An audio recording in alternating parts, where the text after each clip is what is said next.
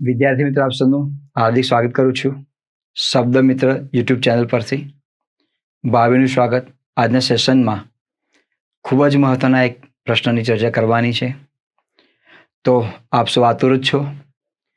હવે એ જે પ્રશ્નની મારે રસપ્રદ ચર્ચા કરવાની છે એ ખૂબ જ મહત્વનો આ પ્રશ્ન છે. પુનઃ વિદ્યાર્થી મિત્રો આપ સૌનું હાર્દિક સ્વાગત કરું છું શબ્દ મિત્ર યુટ્યુબ ચેનલ પરથી.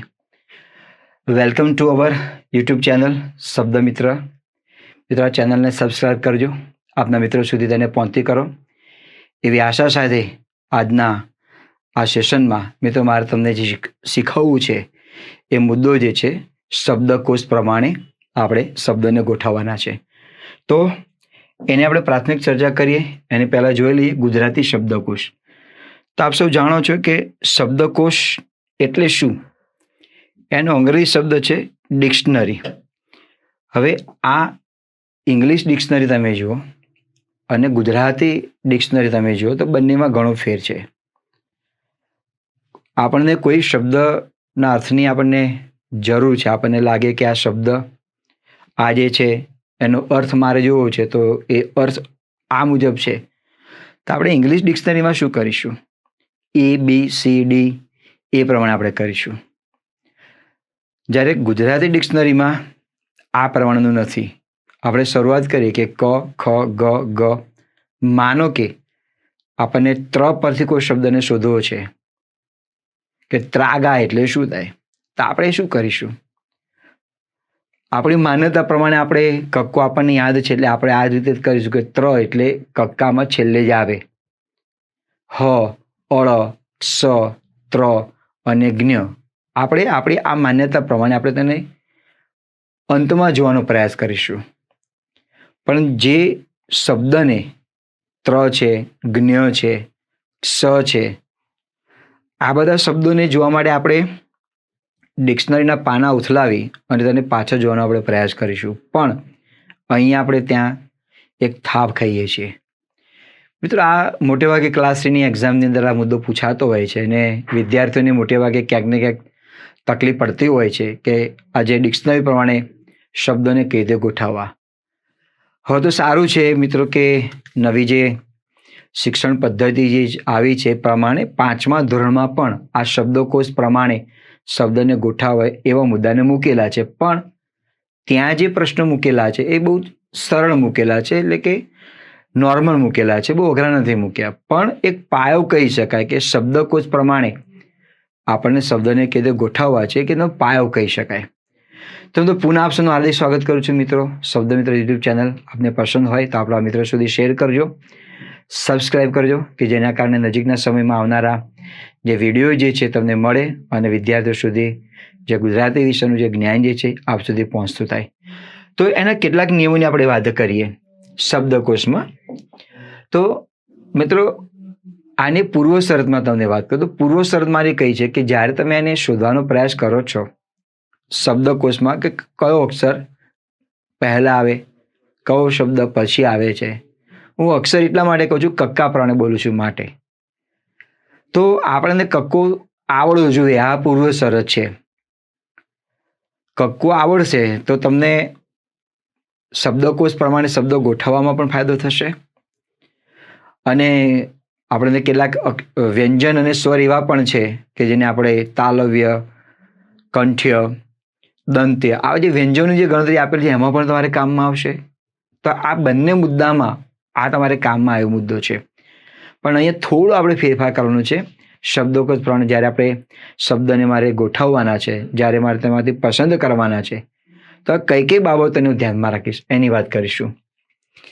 સામાન્ય રીતે મિત્રો આ કક્કાને તમારે ધ્યાનમાં રાખવાનું છે. આપને એવું લાગતું હશે કે સર કક્કો તમને આવડે છે તો સારી બાબત કહેવાય, કક્કો આવડવું જ જોઈએ, કારણ કે ગુજરાતમાં રહીએ છીએ તો ગુજરાતમાં ગુજરાતી માતૃભાષા છે એટલે એને કક્કો આવડવો જોઈએ.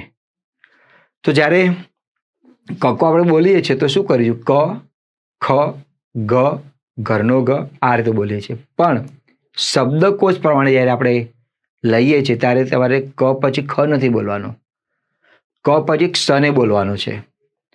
ખ, ગ, ગ, ગ, અંગ. પછી તમારે કયો શબ્દ ક્યાં બોલવાનો છે એ આની પર અહીંયા મિત્રો દર્પણ જેવું આ કાર્ય કર્યું છે. એટલે થોડું તમારે જે કક્કાની જે માળખાગત જે કક્કો છે એમાંથી બહાર નીકળવાનું છે. અહીંયા ડિક્શનરી પ્રમાણે આપણે જોવાનું છે. આપણે કોઈ શબ્દની વિશે અધિક માહિતી આપણે મેળવવી છે તો આપણે તરત જ ગુજરાતી ડિક્શનરી પકડી અને એને શબ્દનો અર્થ શું થાય છે જાણવાનો પ્રયાસ કરે તો સારી બાબત કહેવાય. જાણવું જોઈએ કે એનો અર્થ શું થાય છે. ભગવદ્ ગોમંડલમાં તો એક શબ્દના ઘણા બધા અર્થ આપેલા છે, વિશેષ અર્થ આપેલા છે એમ કહ્યું તો ચાલે. કારણ કે ઘણા શબ્દ એવા છે કે જેનું ગુજરાતીનું પણ ગુજરાતી આપણને આવડતું હોતું નથી. આપણી પાસે સરસ મજાનો કોઈ શબ્દકોશ છે ને આપણે શબ્દને શોધવાનો પ્રયાસ કરીએ છીએ. તો માનો કે કોઈ શબ્દ મેં તમને વાત કરી કે ત્રાગુ શબ્દ આપેલો છે તો તરત જ આપણે શું કરીશું અળક સત્ર એટલે પાછળ આપણે જોઈશું. પણ પાછળ નથી જોવાનું મિત્રો, જે ક્રમ જે છે એ જ પ્રમાણે તમારે ત્યાં જોવાનું છે અને ત્યાં ચાલવાનું છે. તો અહીંયા મિત્રો જે કક્કો જે છે એને તમારે શબ્દકોશ પ્રમાણે જે અહીંયા તમારી સામે જે કક્કો પીરસી રહ્યો છું એને તમારે LBH કરવાનું છે, એટલે કે લર્ન બાય હાર્ટ, હૃદયપૂર્વક તેનો અભ્યાસ કરવાનો છે. તો ધ્યાન રાખજો મિત્રો, કક્કો આ જે છે ડિક્શનરી પ્રમાણેનો એમાં કયા વ્યંજન પછી આવે છે એ તમને ખ્યાલ હોવો જોઈએ. તો લઈએ આપણે પહેલું છે ક. આ જે નિશાની જે છે મિત્રો હલંતની નિશાની છે. હલંત એટલે કે તેમાં સ્વર નથી. કોઈ પણ વ્યંજનમાં સ્વર ભળે ત્યારે એ પૂર્ણ વ્યંજન બનતો હોય છે. તો આમાં સ્વર નથી. આ જે નિશાની જે છે એને હલંતની નિશાની કહેવામાં આવે. આમાં સ્વર નથી. ક પછી ક્ષ આવે ડિક્શનરી પ્રમાણે. ક પછી આવે ક્ષ. હવે તમે જો ક્ષ શાનું બનેલું છે? ક અને સ નું બનેલું છે. પછી આવે છે ખ, ઘ. આ હલંતની નિશાની છે એમાં સ્વર નથી બોલાતો એટલે અડધું જ આ આપણે અક્ષરને બોલવાનું છે ક, ખ. હવે એમાં સ્વર બોલાતો હોય તો શું આવે? ક, ખ, ઘ એમ આવે. પણ આ તમામ જે વ્યંજનના જે અક્ષરો જે છે એ સ્વર વિનાના છે એટલે અડધો જ બોલાય, એ આખો બોલાતો હોતો નથી. આવો એક વ્યાકરણનો નિયમ છે. ઘ. હવે આ જે છે આને અંગ વંચાય, અંગ. હવે આનો ઉપયોગ ગુજરાતી ભાષામાં બહુ જ ઉપયોગ આનો ઓછો થવા માંડ્યો છે. સંસ્કૃતમાં આનો વિશેષ ઉપયોગ થાય છે. ગુજરાતી ભાષામાં પણ આનો ઉપયોગ પહેલાં કરવામાં આવતો હતો. પણ હવે આ જે અંગ જે મૂળાક્ષર જે છે એ તો કોષો દૂર થયો એવો આપણને લાગે છે.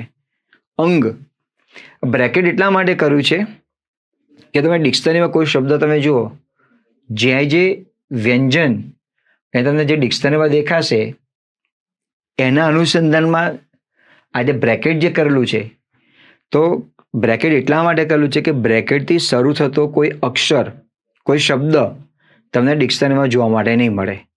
આનાથી શુભારંભ થતો હોય એ કોઈ પણ પ્રકારનો શબ્દ તમને ડિક્શનરીમાં જોવા માટે મળશે નહીં.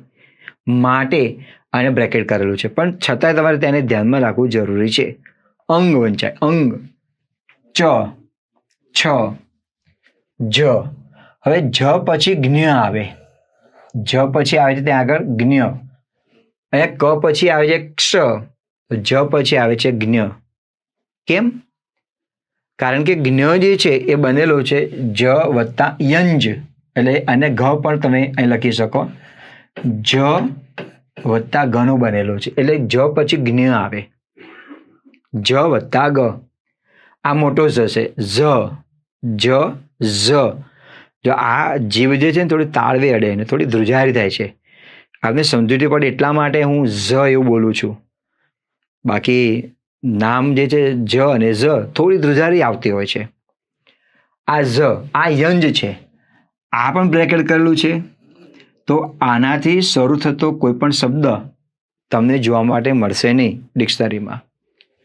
ટ, ઠ, ડ, ઢ, અણ. અહીંયા પણ બ્રેકેટ કરેલું છે.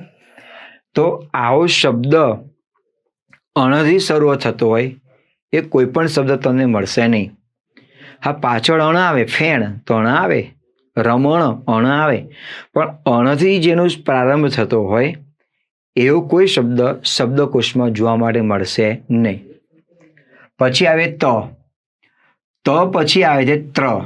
જ્યારે આપણે શબ્દકોશમાં કોઈ ત્ર પરનો આપણે શબ્દ જોવો છે તો તના બધા જ શબ્દો પૂર્ણ થાય પછી ત્ર આવે. ત્ર બનેલો છે ત વત્તા રનો બનેલો છે ત્ર. પછી આવે થ, દ, ધ, ન, પ, ફ, બ, ભ, મ, ય, ર, લ, વ. હવે આ શ છે. આ શનો ક્રમ તમારે જોવાનો છે. પહેલા શરણાઈનો સ આવે, શરણાઈ તમારે વગાડવાની છે. આ શરણાઈના સને આમ ઊંધો પણ તમે લખી શકો, ઊંધો ચોગડો આપણે જેને કહીએ છીએ એ પ્રમાણે તેને લખી શકાય. શ આ મોટો સ છે યાને કે ષટકોણનો સ. આ નાનો સ છે એટલે કે સસલાનો સ. પેલા મીંડાવાળો સ, ષટકોણનો સ અને સસલાનો સ. આ ક્રમ પણ તમારે ધ્યાનમાં રાખવો જરૂરી છે. જો ક્રમમાં આપણે ભૂલ કરીએ તો આવો કોઈ પ્રશ્ન પરીક્ષામાં પૂછે કે શબ્દકોશ પ્રમાણે ગોઠવો, તો પહેલા આપણે આના આધારે શરૂ થતો શબ્દ મૂકી દઈએ તો આપણો ખોટો પડે. પહેલા આ શ આવે, આ સ આવે ને આ સ આવે. તમને કદાચ એવો પ્રશ્ન મનમાં જાગે કે શું આ ત્રણ સ આપેલા હશે? આપેલા પણ હોય, ન પણ આપેલા હોય. માનો કે તમને પેલા આ જ સ આપેલું છે, આ બંને આપ્યા નથી, તો કંઈ વાંધો નહીં, જે આવતો એ પ્રમાણે તમારે ગોઠવવાનું છે. પણ તમને એક સાથે આ ત્રણ સ આપેલા છે અને આપણે ગોઠવવાના છે, તો તમારે તેનો ક્રમ જાણવો, ધ્યાન રાખવું જરૂરી છે. આ દરેકમાં તો ક્રમ જાણવો જરૂરી છે. તમે ક પછી ક્ષ જ આવે, તમને લાગે કે મારે ક્ષ નથી બોલવું, મારે સીધો ખ બોલવો છે, તો ના ચાલે. થ પછી દ જ આવે, ત પછી ત થ, દ ધ ન પ એમ જ આવે. પછી આપણને લાગે ને થ પછી ભ મૂકવું તો ના ચાલે. આનો જ ક્રમ ખોરવાઈ ગયો તો આપણે જે શબ્દ સમૂહ માટેમાં જે શબ્દો જે આપેલા છે, શબ્દોને આપણે જે ગોઠવીએ છીએ, શબ્દ સમૂહને ગોઠવીએ છીએ, એ આપણો પ્રશ્નનો ઉત્તર ક્યાંક આપણે ક્ષતિવાળો લાગે. એટલે આ ક્રમ તમારે જાણવો જરૂરી છે. કક્કો તમને આવડવો જોઈએ આ પ્રમાણેનો. તો આ ત્રણ સ લીધા, હ અને અળ. હવે અળથી શરૂઆત થતો હોય એવો કોઈ શબ્દ તમને જોવા માટે મળતો નથી. આ પાછળ આવે ન અળ, અળ આવે ત્યાં આગળ પાછળ આવે, પણ અળથી શરૂઆત થતો હોય એવો શબ્દ તમને મળતો નથી. તો આ કક્કાને એકવાર આપણે વાંચી લઈએ. ક, સ, ખ, ગ, ઘ, અંગ, ચ, છ, જ, પછી જ્ઞ આવે, ઝ, યંજ, ટ, ઠ, ડ, ઢ, અણ, ત પછી આવે ત્ર. કારણ કે ત્ર બનેલો છે ત અને ર. આ જે છે આને પણ વિદ્યાર્થીઓ તમારે ધ્યાનમાં રાખવું પડશે, કારણ કે ત્ર શાનું બનેલું છે? ત અને રનું બનેલું છે. કારણ કે કેટલાક શબ્દ એવા આપેલા હોય છે કે જેને ગોઠવવાને માટે તમારે આને પણ ધ્યાનમાં રાખવું જરૂરી છે. એ પ્રમાણે જ જ્ઞ શાનો બનેલો છે? જ અને ગનો બનેલો છે, એ પણ તમારે ધ્યાનમાં રાખવું જરૂરી છે. ક્ષ બનેલો છે ક અને શનો. ત, થ, દ, ધ, ન, પ, ફ, બ, ભ, મ, ય, ર, લ, વ, શ. આ શને અર્થે આપણે ચોકડો ઊંધો કરીએ એ પ્રમાણે લખી શકાય. ષટકોણનો શ અને સસલાનો શ. આ મોટો સ છે, એનાથી નાનો અને સૌથી નાનો હ અને અળ. તો આ રીતે કક્કાને તમારે મિત્રો ધ્યાનમાં રાખવાનું છે. હવે જો આને તમે જેટલું LBH કરશો, હૃદયપૂર્વક તમે અભ્યાસ કરશો, તો આવો પ્રશ્ન પરીક્ષામાં મોટે ભાગે ક્લાસ 10ની પરીક્ષામાં પૂછાતો હોય છે. તો તમને એમાં કોઈ તકલીફ નહીં પડે. નર્સિંગની એક્ઝામ હોય, કોઈ કોર્પોરેશનને લગતી પરીક્ષા હોય, આવી કોઈ પરીક્ષાની અંદર આ મોટે ભાગે પૂછાતા હોય છે. તો આ એક જરૂરી મુદ્દો છે. આમાં વિદ્યાર્થીઓ માર ક્યાં ખાય છે? કારણ કે કક્કો આવડતો નથી. આવડે જ ખરું, પણ કેવું ક, ખ, ગ, પછી ટ, થ, દ, ધ, એટલે જે મૂળાક્ષરો જે છે, વ્યંજનો જે છે, બધા આડાવડ થઈ જાય છે. આને તમારે ત્યાં ધ્યાનમાં રાખવું જરૂરી છે. હવે આપણે જે કક્કાની આપણે વાત કરી, તો મિત્રો બારાક્ષરીને પણ તમારે ધ્યાનમાં રાખવું જરૂરી છે. આપ સૌ જાણો છો કે ગુજરાતી ભાષામાં સ્વર અને વ્યંજન છે. સ્વરની પણ તમારે ધ્યાનમાં રાખવું જરૂરી છે, કારણ કે સ્વરનો પણ ક્રમ એમાં આવવો જોઈએ. સ્વરનો પણ ક્રમ આવવો જોઈએ. તો સામાન્ય રીતે કોઈ પણ તમે શબ્દનો ક્રમ જુઓ તો એનો ક્રમ આ રીતે હોય છે.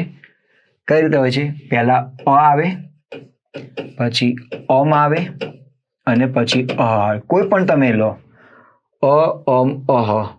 હવે આ લો તો આ આમ આહા, ઈ લો તો ઈ ઈમ ઈ. પણ મેં આ કોષ્ટકમાં આનો ઉપયોગ નથી કર્યો, આનો ઉપયોગ કર્યો નથી. પણ ક્રમ વિસર્ગ વાળો જે છે એ હંમેશા છેલ્લે જ આવે. આ કોષ્ટક મેં બનાવ્યું છે, એનો ઉલ્લેખ કરેલો નથી. ખાલી માત્ર ને માત્ર આ બંનેનો જ ઉલ્લેખ કરેલો છે, આનો ઉલ્લેખ કરેલો નથી. તમારે એટલું ધ્યાનમાં રાખવાનું કે અનુસ્વાર પછી વિસર્ગ આવે. આ આમ આહા, ઈ પછી ઈમ ઈહી. તમે અઈ લો અઈ, તો અહીંનું મારે લેવું હોય તો આ રીતે ત્યાં આગળ આવશે અઈ. પછી અનુસ્વાર આવે ઐમ અને પછી આવે અહી. મેં એટલા માટે એ નથી લખ્યું કે વિસર્ગવાળા શબ્દો બહુ જ ઓછા તમને જોવા માટે મળે છે, પણ આ ક્રમ તમારે ધ્યાનમાં રાખવો જરૂરી છે. કયો ક્રમ છે? અ, અમ અને અહ. આ ક્રમ તમારે ધ્યાનમાં રાખવો જરૂરી છે. વિસર્ગ જે છે મેં અહીંયા લખેલું નથી, માત્ર ને માત્ર આ બંનેને જ મેં લખેલું છે, વિસર્ગ વાળું લખેલું નથી. પણ ધ્યાનમાં રાખજો કે વિસર્ગ જે છે એ અનુસાર પછી એનો ક્રમ આવતો હોય છે. તો આપણે જોઈએ એમાં ક્રમ પ્રમાણેની વાત કર્યા પછી ને આપણે જોઈએ તો એમાં અ અમ થયું, પછી અહ એ લખ્યું નથી, મેં તમને કહ્યું. આ આમ, ઈ નાની છે. ઘણાને નાની ને મોટીમાં ખબર પડતી જ નથી. આ જે છે આ નાનીનું પાંખ્યું વળેલું ના હોય આ રીતે, અને મોટીનું પાંખ્યું વળેલું હોય. આ દીર્ઘ ઈ છે, આ રસ્વ ઈ છે. આમાં આ આવે રસ્વઈમાં ની, નિશાળ કીર્તિ લખું છું તો આ દીર્ઘ ઈ આવે કીર્તિ. આ પ્રમાણે ત્યાં આગળ આવે. તો તમે જુઓ આ નાની છે પાંખ્યું વળેલું નથી ઈ. હવે ઈને જ્યારે બોલે ને એ ઘર્ષણ ઓછું થાય. ઈ એવું ના કહેવાય, ઈ અડધું જ બોલાય છે, અડધો સ્વર છે. ઈ ઈમ ઈ એમ. અહીં તમે નિશાળ બોલો નિશાળ, જીભ જે છે તાળીઓ ઓછી અડે નિશાળ. કીર્તિ બોલો કી, તો ઘર્ષણ કેવું આવે છે કી. ઈ ઈમ, આ મોટી છે. પછી ઈમ નાનો ઉ, નાનો ઉ એટલે રસ્વ ઉ, આનો નાનો ઉ છે રસ્વ. પછી ઉમ, આ મોટો ઉ છે ઉમ.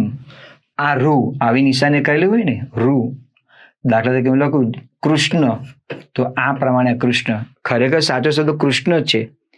આજે આપણે કૃષ્ણા કૃષ્ણા કહીએ છીએ એ ફેશનમાં બોલીએ છીએ, બાકી કૃષ્ણા શબ્દ છે જ નહીં. સાચો શબ્દ કૃષ્ણ છે. અને હવે બધાના મોયા શબ્દ ચડી ગયેલો છે એટલે કૃષ્ણા કૃષ્ણા જ કહે છે. ઠીક છે, પણ વ્યાકરણની દ્રષ્ટિએ શબ્દ ખોટો છે, કૃષ્ણ બોલાય.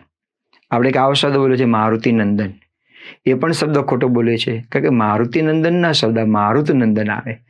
મારુત એટલે પવન થાય, નંદન એટલે પુત્ર. પવન પુત્ર કોણ? હનુમાનજી. હવે તમે મારુતિ શબ્દ આપો તો મારુતિ એ હનુમાનજીનું બીજું નામ થઈ ગયું પાછું. એટલે મારુત નંદન ત્યાં આગળ, મારુતિ નંદન શબ્દ ત્યાં આવતો હોતો નથી. મારુતિના એવો શબ્દ છે ને, મારુત નંદન આવે. ગજાનંદ શબ્દ છે પણ આપણે બોલીએ છીએ ગજાનંદ, આ પણ શબ્દ ખોટો છે. પણ હવે ચાલી આવ્યું છે ગજાનંદ ગજાનંદ કરે છે, ગજાનંદ શબ્દ આવે. તો આ કૃષ્ણ બોલતા હોય એટલે આ શબ્દ વૃષભ, તો પણ આ રીતે આવે. રૂમ, એ ઈમ, ઐ ઐમ, ઓ અને ઓમ. પછી ઔ અને ઔ. હવે જે વિસર્ગ વાળું હતું એ બધામાં આવી ગયેલું છે, પણ છેલ્લે આપણો સ્વર અહીંથી આવે છે અથી માંડી અને ઔ સુધી ત્યાં આગળ. આ ક્રમ પણ તમારે ધ્યાનમાં રાખવો જરૂરી છે. અ અમ અહ, આ આમ આહા. આ ક્રમ પણ તમારે ધ્યાનમાં રાખવો જરૂરી છે. ધ્યાનમાં રાખજો. અગાઉ જે તમને કક્કો બતાવ્યો ડિક્શનરી પ્રમાણે એ પણ તમે ધ્યાનમાં રાખો. આનો ક્રમ કઈ રીતે આવે એ પણ તમે ધ્યાનમાં રાખો. જ્યારે તમે ડિક્શનરી ખોલો છો ગુજરાતી ત્યારે સૌથી પહેલા સ્વર જ આવે. અંગ્રેજીમાં તો માત્ર 5 જ સ્વર છે, એ ઈ આઈ ઓ અને યુ. અહીંયા તમે જુઓ આમ 13 સ્વર છે અમ ને અ, પણ વ્યાકરણ શાસ્ત્રી મુજબ 11 સ્વરની ગણતરી કરવામાં આવી છે. તો એ પહેલા સ્વર આવે, પછી વ્યંજનવાળા જે શબ્દો આવતા હોય ત્યાં આગળ આવતા હોય છે. જેવો શબ્દ કોષ ખોલીશું એ પ્રમાણે અ થી શરૂ થતા શબ્દો ત્યાં આવે, પછી વ્યંજનવાળા આવે ક ખ ગ ને ત્યાં આગળ આવતું હોય છે. હવે આ જે સ્વર આપણે લખ્યા અ અમ આ આમ ઈ ઈમ, એ પ્રમાણે એક વ્યંજન ક જે છે એ મૂળાક્ષરને મૂકી અને આપણે તેના આધારે બારાક્ષર લખીએ. તો એ આપણને બારાક્ષરનો ક્રમ તમારે ધ્યાનમાં રાખવો જરૂરી છે. જો હું ખાલી ક લખું છું, ક, પછી ત્યાં આગળ આવે કમ, કા, કામ. તમે આપ જોઈ શકો છો, ક, કમ, કા, કામ. અહીંયા પણ કહ આવે, પણ મેં તમને અગાઉ જણાવ્યું પણ મેં કહ લખ્યું નથી. આ ક લખ્યું તો ત્યાં આગળ આવે ક, કમ અને કહ. આ ટૂંકમાં તમારે આટલું ધ્યાનમાં રાખવાનું કે વિસર્ગવાળો શબ્દ જે છે એ અનુસ્વાર પછી જે કંઈ શબ્દો બધા પૂર્ણ થાય પછી જ આવતા હોય છે. આનો ક્રમ આ જ છે, ક, કમ, કહ, કા, કામ, કા. તો આ બહુ મુખ્ય બાબત છે, અનુસ્વાર વાળું. માટે આને તમારે ધ્યાનમાં રાખવાનું છે. વિસર્ગવાળું ઓલવેઝ છેલ્લે જ આવે, પહેલા આવે નહીં. ક, કમ, કહ, કા, કામ, કા એ પ્રમાણે તમારે આવશે. તો અહીંયા મેં લખ્યું નથી, પણ તમારે આ સ્વરને તમારે આ રીતે જોવાનું છે. હું બોલી જાઉં છું, ક, કમ, કહ, કા, કામ, કાહા, કી, કિમ, કિહી. આ દીર્ઘ ઈ છે, ઈ, કી, કિમ, કિહી. આ રસ્વ છે, આ કુ, કુમ અને કુ. પછી આ દીર્ઘ ઉ છે, આ કુ, કુમ. પછી આ રૂ છે, ક્રુ, અનુસ્વાર ક્રુમ અને ક્રુહ એક માત્રા, કે અનુસ્વાર કેમ બે માત્રા, કઈ, કઈમ, કાનો એક માત્રા, કો અને કોમ. આટલું તમને મિત્રો આવડવું જોઈએ. કૌ અને કૌમ, આમાં જો તમારો ક્રમ કે આડવડો થયો તો આપણે શબ્દોમાં આડાવડા થઈ જઈશું. પહેલા રસ્વઈ આવે, રસ્વઈ આવે, પછી દીર્ઘ ઈ આવે, પછી રસ્વ આવે અને પછી દીર્ઘ ઉ આવે. આ ક્રમ તમારે ધ્યાનમાં રાખવાનો છે. ટૂંકમાં આપણે ટ્રાફિકમાં જે લેન સિસ્ટમ જે છે, લેન સિસ્ટમ આપણે ગુમાવી તો અકસ્માત થવાની સંભાવના કરી, એ રીતે આમાં પણ આવે છે. જો આપણે અહીંથી ક્રમ ગુમાવ્યો તો શબ્દરૂપી અકસ્માત નડવાની શક્યતા ખરી. આ તમારે ક્રમને તમારે ધ્યાનમાં રાખવું પડશે. કૌ, કૌમ. હવે ખની તમે મૂકો, ખ, ખમ, ખા, ખામ. ગની મૂકો, ગ, ગમ, ગા. ચની મૂકો, ચ, ચમ, ચા, ચામ. આ રીતે તમે મૂકી શકશો, તો પ્રેક્ટિસ તમે કરી શકશો. જો કે પ્રેક્ટિસની જરૂર નથી, પણ તમે આસાની રીતે તમે આગળ લખી શકશો. હવે આ બધા શબ્દો પૂર્ણ થાય ને પછી મિત્રો આમાં કેવું આપતું હોય છે, આમાં શબ્દો બધા પૂર્ણ થાય પછી તમારે જે કંઈ શબ્દો જે આપેલા છે એ બધા શબ્દો એ તમારે જે બાકીના રહી ગયેલા હોય, અમુક શબ્દો એવા છે કે જે આપણે લીધા નથી, તો એ બારાક્ષર જ્યારે પૂર્ણ થાય એના પછી જ એ બધા મિત્રો ત્યાં આગળ આવતા હોય છે. તો આપણે એને ધ્યાનમાં રાખીશું અને એ પ્રમાણે આપણે તેની ચર્ચા કરીશું.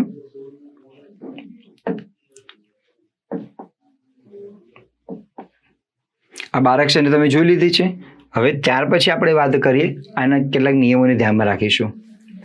તો નિયમો આપણે કયા કઈ નિયમો ધ્યાનમાં રાખીશું? મિત્રો નિયમોને તમારે ધ્યાનમાં રાખવા જરૂરી છે. તો નિયમો હું તમને ઔપચારિક રીતે બોલી જાઉં છું કે સૌથી પહેલા સ્વરના નિયમો આવે, એટલે કે સ્વરથી શરૂ થતો શબ્દ જે છે આવે, ત્યાં પછી વ્યંજન ના આવે. આનું તમારે ધ્યાનમાં રાખવાનું છે. અને ક્રમ એ તો તમારે ધ્યાનમાં રાખવું જ પડશે. હવે જો એ નિયમોમાં જ્યારે શબ્દકોશ પ્રમાણે ગોઠવીએ છીએ ત્યારે હું તમને કેટલાક ઉદાહરણોના માધ્યમ થકી પણ તમને સમજાવું છું. તો પહેલો નિયમ એ છે કે સૌ પ્રથમ સ્વરથી શરૂ થતા શબ્દો, સ્વરથી શરૂ થતા શબ્દો તેના ક્રમ પ્રમાણે ગોઠવવા. ક્રમ એટલે ધ્યાનમાં રહ્યું, અ, અમ, આ, આમ, એ ક્રમ પ્રમાણે ગોઠવવા. પછી વ્યંજનથી શરૂ થતા શબ્દોને એના ક્રમ પ્રમાણે ગોઠવવા.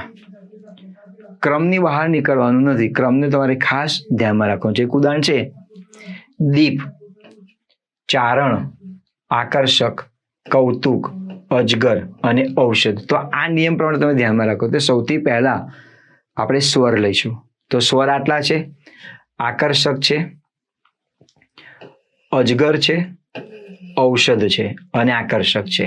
આ ત્રણ સ્વર છે. હવે આ ત્રણમાં તમે એનો ક્રમ નક્કી કરો. તો પહેલા ક્રમ કયો આવે? અ આવે ને, તો પહેલો અક્ષર આવે અજગર, આ છે અજગર. પછી અ પછી આવે છે આ, અહીંયા અનુસ્વાર નથી એટલે અનુસ્વાર મૂકવાની જરૂર નથી. અ, અમ એ ક્રમ ધ્યાનમાં રાખવાનો. અનુસ્વાર નથી, આ આવે આકર્ષક, પછી ઔ આવે. તો આ 3 જે શબ્દો જે છે એ સ્વર પ્રમાણના પૂર્ણ થઈ ગયા. હવે વ્યંજનના લો. તો વ્યંજનમાં આટલા બાકી રહે છે, કૌતુક, ચારણ અને દીપ. તો આપણે ક્રમ યાદ છે, તો સૌથી પહેલા શું આવે? ક જ આવે ને, ક પછી ક્ષ આવે, પછી ખ આવે, પછી ગ આવે, એ પ્રમાણે આવે. તો આ કૌતુક આવે, કૌ ક.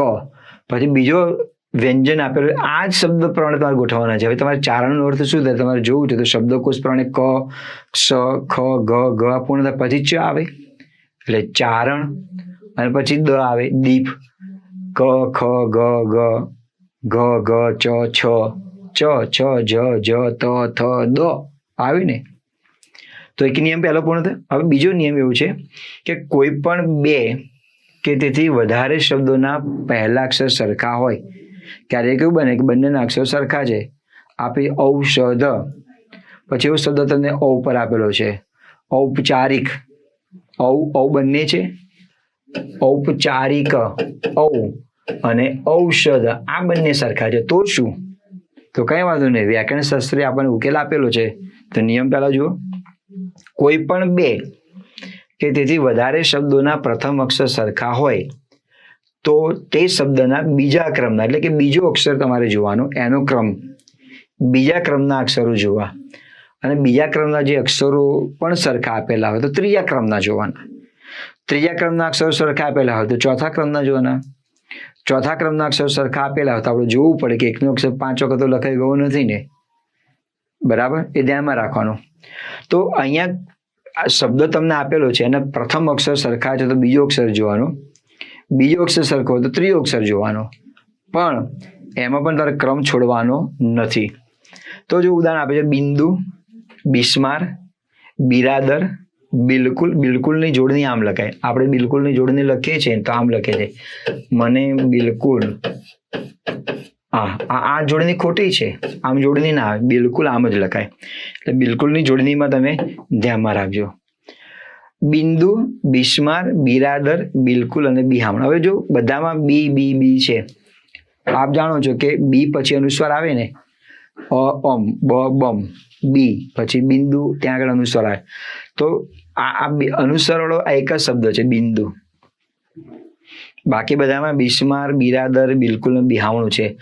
તો આપણને એટલે તો ખ્યાલ પડી ગયો કે રસ્વ પછી અનુસ્વાર આવે એટલે એને બાજુ મૂકી દઈએ. તો બાકીના જે શબ્દો છે બિસ્માર, બિરાદર, બિલકુલ, બિહામણું, તો એનો ક્રમ તમે જુઓ તો અહીંયા પહેલો શબ્દ લખેલો છે ર છે, બી, ર.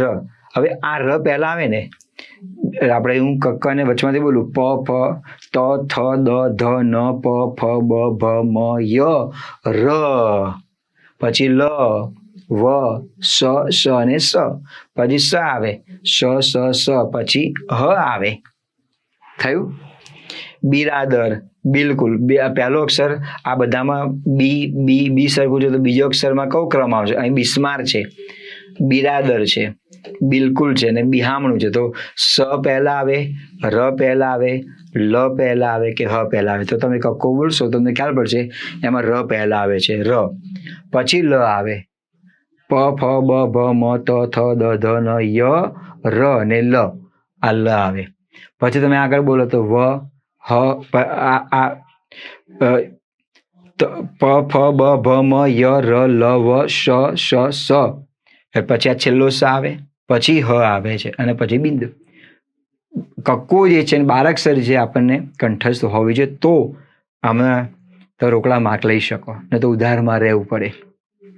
ત્રીજો નિયમ છે, તો આ પહેલા અક્ષર સરખા તો બીજા અક્ષરનો ક્રમ પ્રમાણે જોયું તો તમે જો પહેલા ર આવે, પછી લ આવે છે, પછી સ આવે છે, પછી હ આવે છે, પછી છેલ્લો અક્ષર અનુસ્વારવાળો આવે.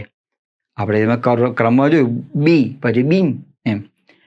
હવે 12 અક્ષરનો ક્રમ પૂર્ણ થતા જોડાક્ષરનો ક્રમ શરૂ થાય.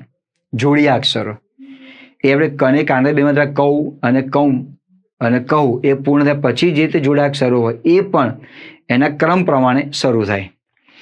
12 અક્ષરનો ક્રમ પૂર્ણ થતા જોડાક્ષરનો ક્રમ શરૂ થાય, એમાં પણ જોડાક્ષરના ક્રમ પ્રમાણે નક્કી કરવા જોઈએ. જુઓ અહીંયા છે ઉદાહરણ તરીકે ક્ષત્રિય, આ જોડાક્ષર છે. ક્ષત્રિયમાં શું આવે? ક ને આ ક્ષ જે છે ક અને ખનો બનેલો છે. પછી કૌતુક, કૌસ્તુભ, ક્રમિક, આ ક્રમિક જોડાક્ષર છે. તો અહીંયા શું આવે છે ક્રમિકની અંદર? આ ક અને ર આવે છે. આ કૌવચ અને આ જોડાક્ષર ક અને ય આવે. જોડાક્ષર કેટલા છે? આ ક્ષત્રિય જોડાક્ષર, પછી ક્રમિકમાં ક્ર જોડાક્ષર અને આ જોડાક્ષર, આટલા જોડાક્ષર છે. તો આપણે એને ક્રમ પ્રમાણે છેલ્લો ગોઠવવાના છે, પણ એમાં પણ તમારે દોસ્તો ક્રમ તમારે જોવાનો છે. તો તમે જુઓ તો અહીંયા કૌતૂહલ વધ્યું, કૌસ્તુભ છે, કૌવચ છે. તો અહીંયા કાનો 2 માત્રા જે છે કૌ અને કૌ સરખા છે. તો બીજો ક્રમ તમે જુઓ, અહીંયા ત છે, અહીંયા સ છે, આ અડધા સ ને તમારે જોવાનું, અને અહીંયા વ છે.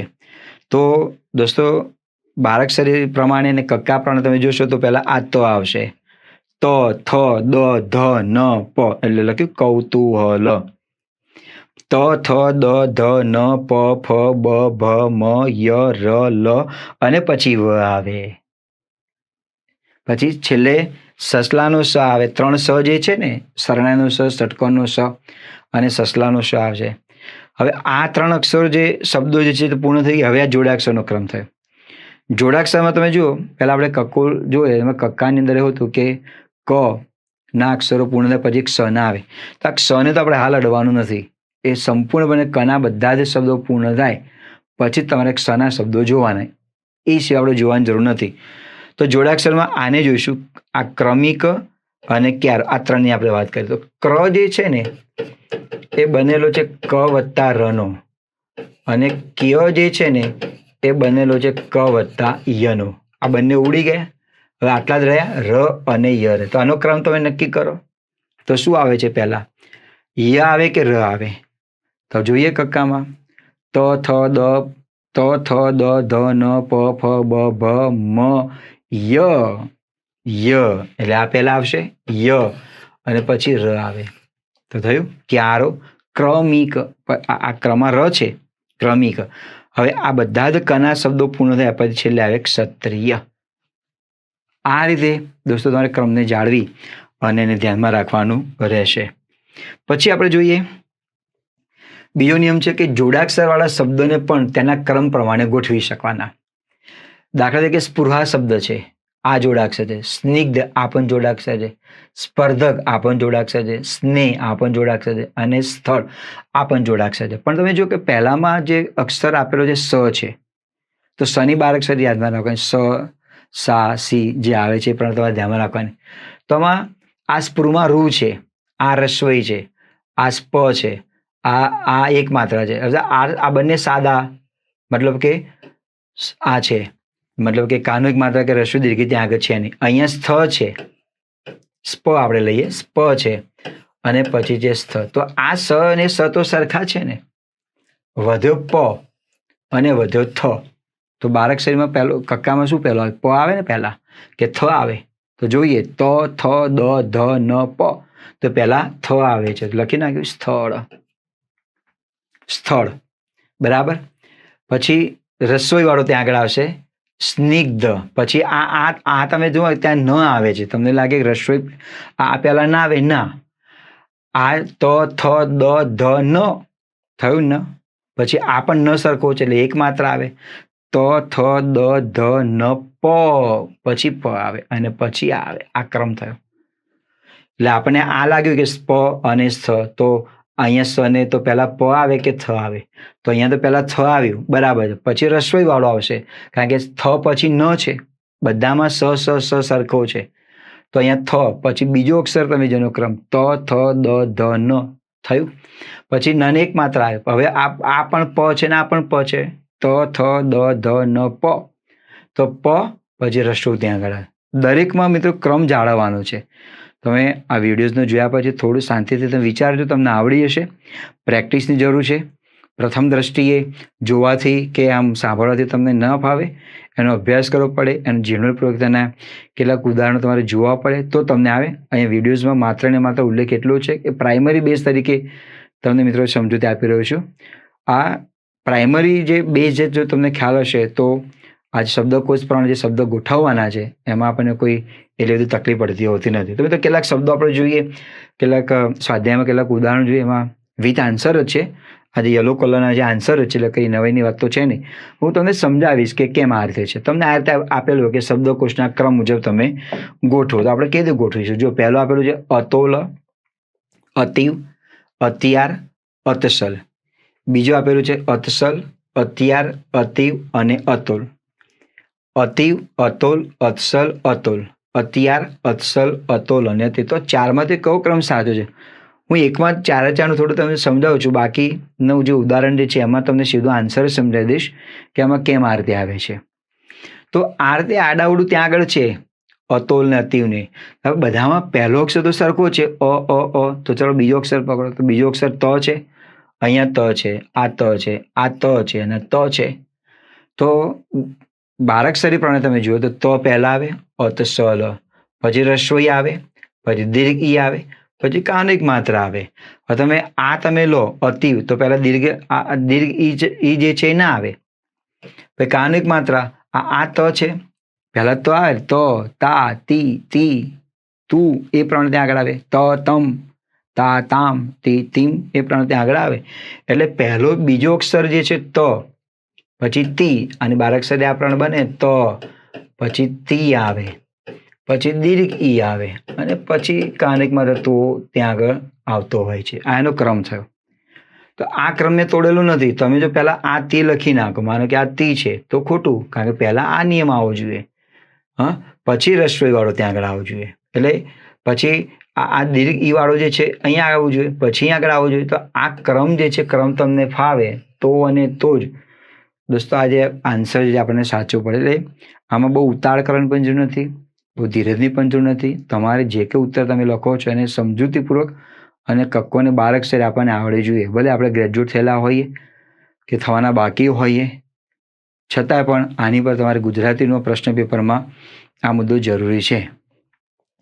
શબ્દકોશ પ્રમાણે ગોઠવો. 3 ઉદાહરણ આપેલા છે. કૌંસ, પછી આ સ છે, મીંડાવાળો સ છે, કૌશિક અને કૌસ્તુભ. હું આ આન્સરની સીધી ચર્ચા કરું છું. આ એ, બી અને ડી તો ખોટા છે. સી આન્સર સાચો છે. કેમ સી આન્સરને સાચો આપ્યો?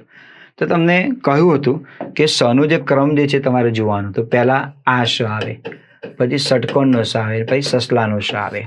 તો જુઓ આ પહેલા મીંડાવાળો સ આવે. આમાં 2 સ છે, શરણાઈ વગાડવાની છે અને સસલાને તમારે પકડવાનું છે. તો આ સ, પછી રસ્વઈ આવે, કારણ કે પહેલા અક્ષર બધા સરખા છે. કૌ, કૌ, કૌ.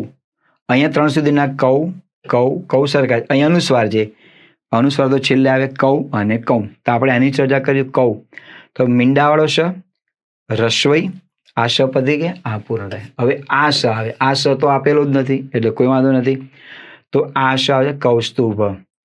તમને એવું લાગે કે આ પહેલા ના આવે? ના, કારણ કે તમે બારાક્ષરીમાં તમે જો કૌ પછી કૌમાં આવે છે, કૌ અને પછી આવે છે કૌ.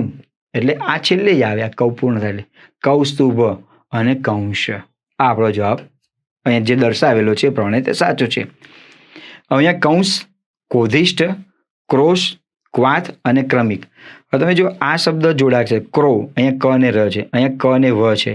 આ પણ જોડાક્ષર છે એટલે કે અહીંયા જે આપેલું છે ક અને ર આપણને ત્યાં આગળ આપેલું છે. તો આ જે બી અને ડી તો ઉત્તર ટોટલી ખોટા છે. આપણે આના આધારે જોઈએ તો સી આન્સર તેનો સાચો છે. તો કઈ રીતે સાચો છે? તો આપણે મિત્રો જોયું કે જોડાક્ષર જે છે એ બારાક્ષરી કૌને પૂર્ણ થાય પછી એનો જે ક્રમ આવતો હોય એ ક્રમ પ્રમાણે ત્યાં આગળ આવે. તો આ બધા જોડાક્ષર છે. ક્ર, ક્રો, આ ક્રોધ છે, ક્રોધિષ્ઠ એમાં આવે. અહીંયા જે આપેલું છે ત્યાં આગળ ક્રો છે, ક્રો, ક્રોધિષ્ઠ. તમે એને ધ્યાનમાં રાખજો. ક્રો, ક્રો છે. કૌંસ, ક્રમિક, ક્રોધિષ્ઠ, ક્રોશ અને ક્વાથ. તો આ જે જોડાક્ષર નથી, આ કૌંસ છે. તો કને કાનો 2 માત્ર કૌ, એની પર અનુસ્વાર આવે તો આ પહેલા આવશે. હવે જોડાક્ષરમાં તમે જો ક્રમિક, આ ક અને ર છે, બરાબર છે. અહીંયા પણ ક અને ર જ આવે. અહીંયા અનુસ્વાર જે આપેલું જે છે, અનુસ્વાર પછીનો જે શબ્દ છે ક અને ર વાળો આ શબ્દ છે ક્રોધિષ્ઠ.